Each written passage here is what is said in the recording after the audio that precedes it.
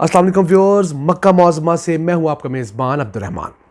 आज डिस्कस करेंगे FAO की ताज़ा खबर। फूड एंड एग्रीकल्चर ऑर्गेनाइजेशन जो कि यूनाइटेड नेशन का इदारा है, इसके मुताबिक पाकिस्तान का 30% ज़राई रकबा सैलिनिटी और सोडेसिटी की वजह से नाकाबिले काश हो चुका है। आम अल्फाज में समझें तो पाकिस्तान के पास जितना काबिले काश रकबा था उसका 30% सेम थोड़ और दूसरे नमकियात की वजह से अब काबिले काश नहीं रहा। और अगर इस रकबे को हम आपको हेक्टर्स में बताएं, वो था 6.67 मिलियन हेक्टर्स। चूँकि एक हेक्टर के अंदर 2.47 एकड़ होते हैं, तो पाकिस्तान में 1,64,00,000 एकड़ रकबा ऐसा है जो पहले काबिले काश था, लेकिन पिछले 50 सालों के दौरान वहाँ पर सेम थोड़ और नमकियात की ज़्यादती की वजह से अब कोई फसल काश नहीं होती।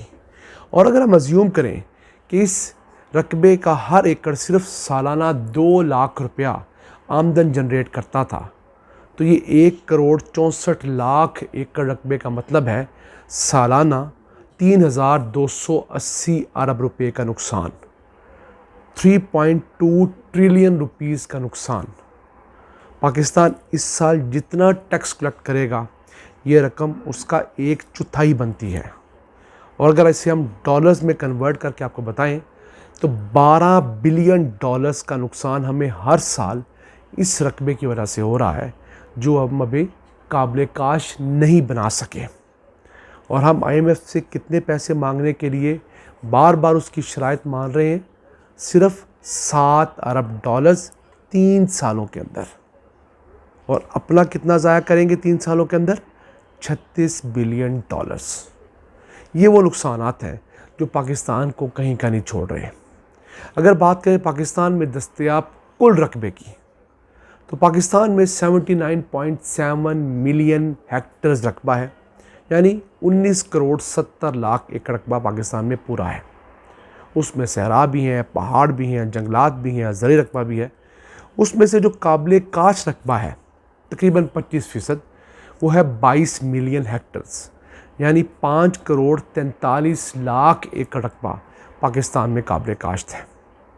उसमें से अगर हमारा 1,64,00,000 एकड़ रकबा पिछले 50 सालों के अंदर हम लोगों ने ज़ाया कर लिया है, तो ये बहुत बड़ा नुकसान है।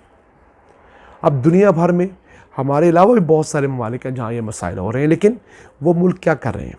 वो उस ख़राब हुए रकबे के ऊपर ऐसी फसलें काश्त कर रहे हैं जो कि सॉल्ट टॉलरेंट हैं, यानी कि जो सेम थोड़ में भी हो जाती हैं, नमक वाले पानी में भी वो हो जाती हैं।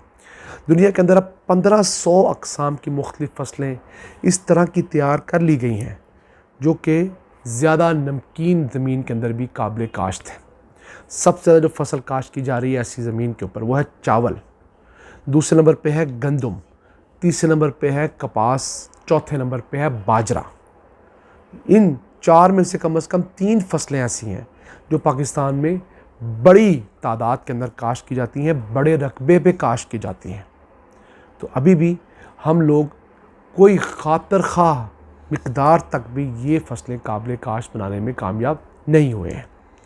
अब ये जो सर्वे किया गया, ये दुनिया के अंदर बल्कि एशिया के अंदर 6 मुल्कों का सर्वे किया गया, जिसमें पाकिस्तान के अलावा बांग्लादेश था, चाइना, इंडिया, मलाइशिया और थाईलैंड के ममालिक थे। पता लगा कि इस सैलिनिटी और सोडेसिटी की वजह से सबसे कम अगर किसी मुल्क के अंदर ज़मीन ख़राब हुई है तो वो है मलाइशिया, जहाँ पर सिर्फ 0.05 मिलियन हेक्टर ज़मीन ख़राब हुई है। समझ लीजिए सिर्फ 50,000 हेक्टर्स। और सबसे ज़्यादा कहाँ ज़मीन ख़राब हुई है? वो है चाइना, जहाँ पर 36 मिलियन हेक्टर ज़मीन इसी सैलिनिटी और सोडेसिटी की वजह से ख़राब हो चुकी है। चाइना इस पर बहुत तेज़ी से काम कर रहा है। उसकी बहुत सारी एग्रीकल्चर यूनिवर्सिटीज़ और रिसर्चर्स इस पर दिन रात लगे हुए हैं। इसके साथ साथ दुनिया के अंदर भी ये बहुत बड़ा इशू है। क्यों? मौसमियाती तब्दीलियाँ इस कदर तेज़ी से रूनुमा हो रही हैं कि उन्हें प्रिडिक्ट करना पॉसिबल नहीं रहा। जैसे जो सर्दी आप लोग आजकल पाकिस्तान के अंदर बर्दाश्त कर रहे हैं, ये सर्दी कभी नवंबर के महीने में आ जाया करती थी। वो नवंबर की सर्दी अब दिसंबर के आखिर में जाके आना शुरू हुई है। इसी तरह फॉग का सीज़न पहले और था, अब और है। पहले स्मॉग नहीं हुआ करती थी, अब स्मॉग आ गई है। पहले सिर्फ मॉनसून हुआ था, अब एक प्री मॉनसून का सीज़न भी आ गया है। तो पूरी दुनिया के अंदर जो मौसमियाती तब्दीलियाँ आ रही हैं, उनकी वजह से जहाँ पूरी दुनिया इफ़ेक्ट हो रही है, वहाँ हमारा मुल्क पाकिस्तान भी इफ़ेक्ट हो रहा है। लेकिन हमारा मसला ये है कि हम लोग अभी तक जागे नहीं। पूरी दुनिया अपनी अपनी सतह के ऊपर काम कर रही है।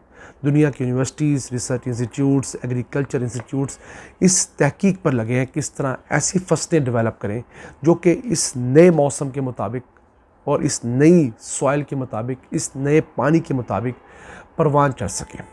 अगर दुनिया की बात करें तो अब तक 1.4 बिलियन हेक्टर रकबा जो है इसी सैलिनिटी और सोडेसिटी, सेम थोड़ और नमकियात की ज़्यादती की वजह से ख़राब हो चुका है। और एकड़्स में आपको बताएं तो ये 3 करोड़ 45 लाख एकड़ रकबा बनता है, जो कि पूरी दुनिया के काबिल काश रकबे का 10% है। यही नहीं, 1 बिलियन हेक्टर रकबा यानी 2.47 बिलियन एकड़ रकबा अभी भी ऐसा है जो एट स्टेक है। बहुत सारे ऐसे ममालिक जो अभी इसके काम नहीं कर रहे, उन मुल्कों के अंदर ये मज़ीद 1 बिलियन हेक्टर रकबा अगले चंद सालों के अंदर हमारे हाथों से निकल जाएगा। तो पाकिस्तान जैसा मुल्क जहाँ पर रकबे की आगे ही किल्लत है, वहाँ पर इस कदर बड़े रकबे का ख़राब हो जाना और फिर बकिया रकबे के ऊपर जो ज़रूरी रकबा था, हम लोगों ने हाउसिंग सोसाइटीज़ बना ली हैं, प्लाजे बना लिए हैं, शहरों को हम लोग एक्सपेंड करते जा रहे हैं, तो वो भी हम लोग ज़रूरी रकबे को तबाह कर रहे हैं। तो मज़ीद ज़रूरी रकबा हासिल करने के लिए हम लोग फिर सहराओं का रुख कर रहे हैं। हमें सहरा में ज़रूर जाना चाहिए, लेकिन जो हमारे पास ऑलरेडी फर्टाइल लैंड है, जो हमारे पास 12 दरिया अल्लाह ताला ने इस मुल्क के अंदर बहाए हुए हैं, बल्कि अगर हम चंद पेरिनियल रिवर्स की बात करें तो उससे भी ज़्यादा होंगे, 2 दर्जन के करीब इस पूरे पाकिस्तान में दरिया बहते हैं। तो उन दरियाओं की ज़रख़ेज़ ज़मीन को हम लोग तबाह करते जा रहे हैं। आप टॉप से शुरू हो जाएं, कालाम से शुरू हों और कराची तक चले जाएं, आपको दरियाओं के इर्द गिर्द, वाटर बॉडीज़ के इर्द गिर्द बिल्डिंग्स बनती हुई दिखाई देती हैं। ऐसी बिल्डिंग्स जो बाई लॉस को बालाए ताक रख के बनाई जा रही हैं, और उन बिल्डिंग का सीवरेज, कंस्ट्रक्शन का मलबा, सारा कचरा इन्हीं दरियाओं के अंदर, इन्हीं ज़रख़ेज़ पानियों के अंदर फेंका जा रहा है। अगर कालाम से को पानी पोल्यूट होके चलेगा तो वो कराची तक सिर्फ पोल्यूशन फैलाएगा, बीमारियां बांटेगा। अगर हम दरियाओं के रास्ते रोकते जाएंगे, ज़रूरी रकबे हम लोग कंस्ट्रक्शन के नाम पर, डेवलपमेंट के नाम पर ख़राब करते चले जाएंगे, तो हमारे लिए और हमारी आने वाली नस्लों के लिए खुराक का बंदोबस्त कहाँ से होगा? क्या हम भी गल्फ़ के ममालिक की तरह अपनी सारी खुराक इंपोर्ट किया करेंगे?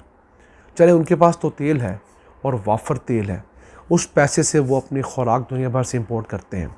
कि हम इस पोजीशन में हैं कि 25 करोड़ के इस मुल्क के लिए खुराक इंपोर्ट करें। अभी तो जिस साल हमें सिर्फ गंदम इंपोर्ट करनी पड़ती है, उस पर 2-2.5 बिलियन डॉलर्स लग जाते हैं, तो हमारा पूरा ट्रेड बैलेंस सारा का सारा ख़राब हो जाता है। तो अभी तो इस मुल्क में चावल सरप्लस होता है, सब्जियां सरप्लस होती हैं, फ्रूट सरप्लस होते हैं। वो तमाम चीज़ें अगर हम डालेंगे तो हम तो कहीं के नहीं रहेंगे।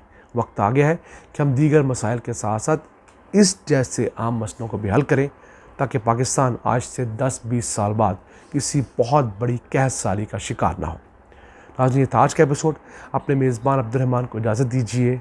अल्लाह ने के बाद।